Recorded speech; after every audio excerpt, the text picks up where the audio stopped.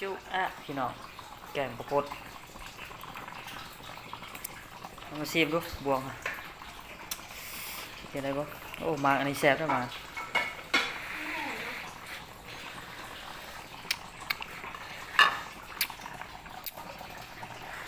อืมปอมความใหญ่แซ่บนี่แหละพี่กินขี้มือสีพละเย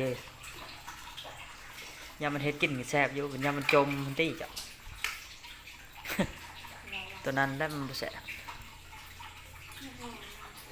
ดูอะแซ่บๆนำกันเด้อพี่น้องเด้อมื้อนี้อาหารแรงจามบิดนี่ซื้อแต่มื้อวานนี่เพิ่นก้อยหมูสุกินมื้อนี้กว่าสิได้กินข้าวแต่ละมื้อได้มันง่าย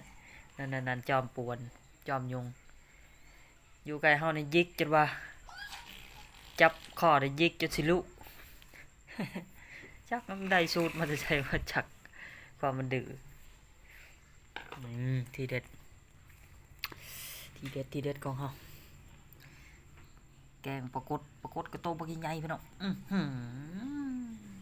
โอ้บ่สิแกงใส่หมึกบวบหัวหมึกบวบเนี่ยแซ่บหมึกบวบนี่มาเด้อกินนำกันเด้อ